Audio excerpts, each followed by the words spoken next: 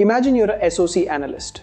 An alert appears. You open your SIEM, then your EDR, then your firewall, then DNS logs, then your proxy.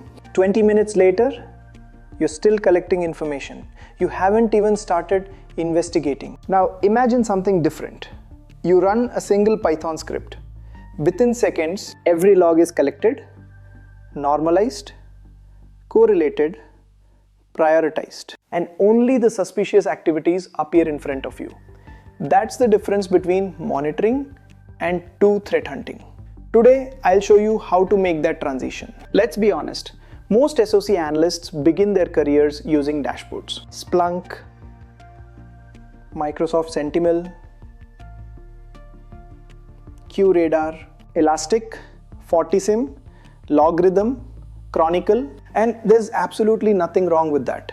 Dashboards help us visualize security events, but they also create a hidden dependency.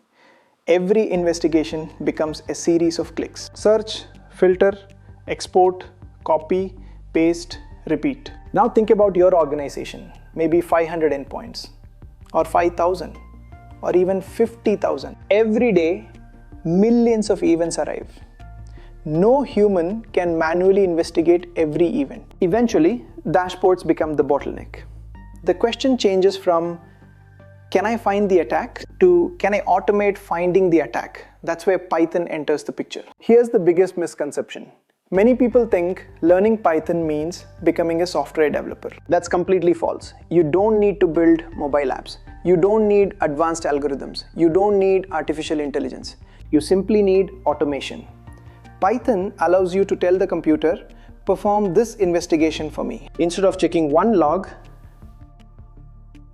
Python checks 1 million. Instead of opening 10 dashboards, Python reads all the data automatically. Instead of manually searching for suspicious IP addresses, Python finds them in seconds. You're not replacing your knowledge, you're multiplying it. Think of Python as another SOC analyst, one that never sleeps, never gets tired, and never complains about repetitive work. Let's look at a practical workflow. Suppose your organization has logs coming from multiple devices: firewall, Windows, Linux, DNS, VPN, cloud platforms. Each product generates logs differently. Some use JSON, others use syslog, some create CSV files, some produce XML. The first job of Python is collecting everything. Next comes normalization. This means converting different log formats into one standard structure. Now every event contains the same fields: timestamp, source IP, destination IP, username, process, hash, host name, event type. Once everything speaks the same language, magic begins. Now Python starts correlating events. Did the same IP appear in DNS? Did it later connect to a firewall? Did that user suddenly execute PowerShell? Did Defender detect malware? Did VPN log in from another country? Instead of manually connecting these dots, Python connects them automatically. Don't worry about becoming an expert programmer. Look at this logic. Collect logs, normalize them, check whether they're suspicious, add threat intelligence, calculate risk, generate alerts. That's it. You're simply automating your investigation process. Later,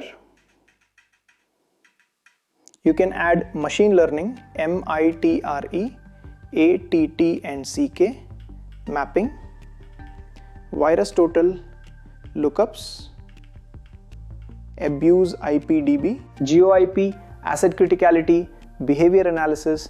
Everything builds on the same simple foundation. Let's compare. Without Python, open dashboard, search, copy IP, open another tool, search again, export CSV, filter data, repeat.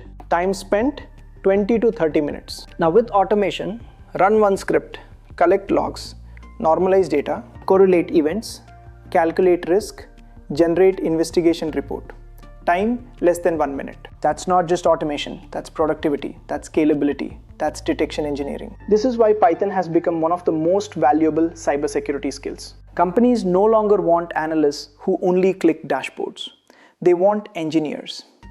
Python is no longer optional. If you're serious about growing beyond dashboard monitoring, start with one Python script. Subscribe to Vic Cyberwatch. I'm Vikram Saini. Let's build the next generation of SOC analysts. See you in the next video.